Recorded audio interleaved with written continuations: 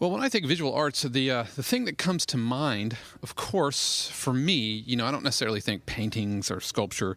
When I think visual arts, I think of film. I think film is absolutely a visual arts medium, and the role of film in modern media goes to commercials and television and everything else, and I think it plays an important role in that, and music connected to it.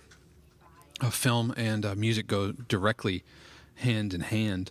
So I think that film would be one of my favorite visual arts, and the role that film has is I don't know. It seems to be where trends get communicated again. And I'm thinking from film to commercials to television. It seems to be the visual way that trends, style, celebrity, fame, everything gets communicated through film. Well, first of all, I don't think it's a negative thing.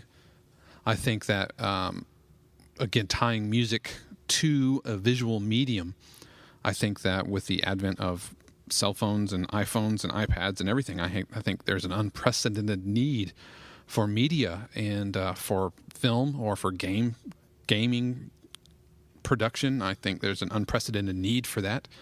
Every little 99-cent iOS app that hits the store and is popular for a couple of months, most of it needs music on some level and needs someone to make it, because the game designers aren't necessarily making it no more than the game designers are making art assets. They're making the game and the development of that game. So just like they need art assets, they also need musical assets. So I don't think it's a bad thing at all. I think there's more opportunity now for music creators than there ever was. 30 years ago, the game developers, the soundtracks were very limited, and it was a lot more akin to programming than it necessarily was composition. And so now there's a great need for it, and I don't think it's a negative thing at all.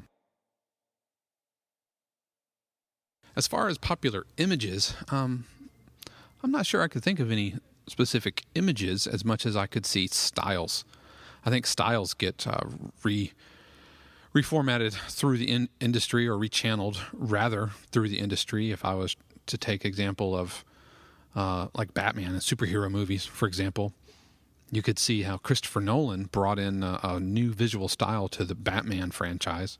That was a departure from Tim Burton's view of the Batman franchise, which was a departure from the TV Adam West version of Batman. And I think that style has kind of permeated throughout superhero movies for sure. Even if you look at Spider-Man, Tobey Maguire, you look at that film and compare the first one to the brand new one, The Amazing Spider-Man, with the first one without it, and it's a definite different vibe to it. And so I think that's an example. There seems to be in superhero movies, just for one example, there seems to be this grittier, edgier vibe that gets rechanneled, and it kind of works its way through. Again, I'm thinking back to film, and are there particular images that the film industry has popularized and or created? Let's tie it back to superheroes. I think right now, superheroes and the idea of the supernatural and the heroic, greater than normal, the not everyman, the individual special snowflake kind of dropped from an alien planet, or something catastrophic has happened and turned them into something spectacular beyond normal humanness. I think that is imagery that is really popularized and created. Of course, the roots of that was in the comic book industry, and so now it's permutating throughout the film industry, this idea of the superhero. Well, I think my favorite style of art would be film, and that has to do with my connection to music and the role that music and film play very, very, very close together.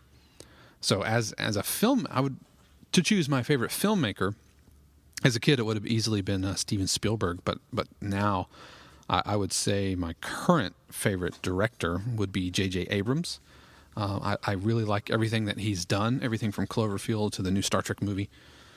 He captures my imagination the way that Spielberg did as a kid. And even though I'm older, and J.J. Abrams has a grittier style than Steven Spielberg did. Compare E.T. to Super 8, for example, and there's a gritty, real rawness to it. I still think that it captures, like I said, it captures the imagination. So that would be my choice for that.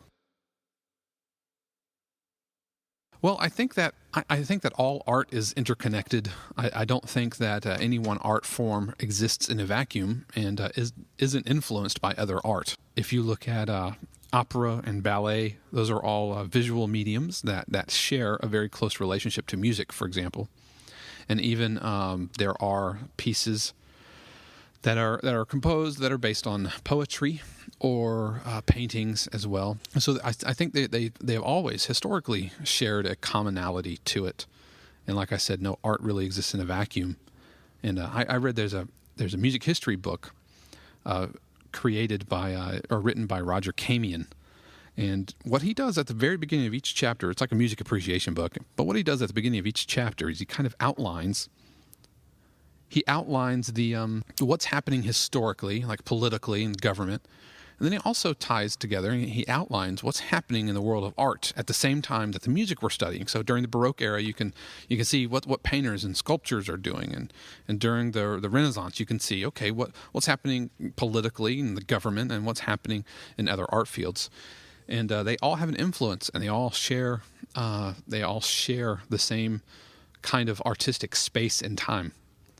So I think understanding that and understanding who influenced your influences is vitally important, because when we create music, it is not without context.